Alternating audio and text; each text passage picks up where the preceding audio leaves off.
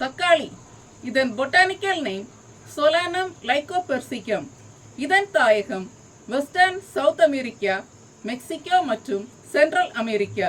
இதில் vitamin A, C, K, beta carotene, calcium, iron, fibre, lycopene, phosphorus, potassium மற்றும் zinc உள்ளது. இது brain degeneration ஏற்படுவதை தடுக்கும். மூளையில் இரத்த குழாய்களில் இரத்தம் உறையும் தன்மை ஏற்படுவதை தடுக்கும்.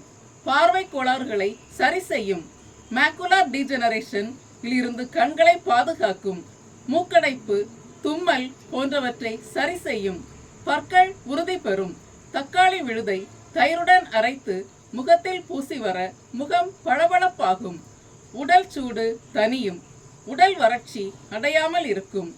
இதயத்தில் உள்ள இரத்த குழாய்களில் உள்ள அடைப்புகளை சரி செய்யும். ஹார்ட் அட்டாக், ஸ்ட்ரோக் சரி செய்யும்.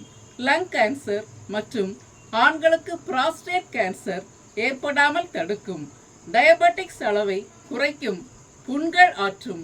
பிளட் பிரஷரை குறைக்கும். பசியை தூண்டும். ஹார்மோன்களின் செயல்பாட்டை தக்காளி கட்டுப்படுத்தும். எலும்புகள் உறுதியாகும். தக்காளி எல்டிஎல் கெட்ட கொழுப்பை குறைக்கும்.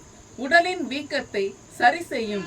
உடலின் இரத்த உற்பத்திக்கு பயன்படுவதோடு இரத்தம் சுத்திகரிக்கவும் சீரான இரத்த ஓட்டத்திற்கும் பயன்படும். சிகரெட் புகைப்பதினால் ஏற்படும் கேன்சர் செல்களை அழிக்கும். தக்காளியை வெட்டி மிளகுத்தூள் சேர்த்து காலையில் வெறும் வயிற்றில் எடுத்து வர வயிற்று புழுக்கள் அழியும்.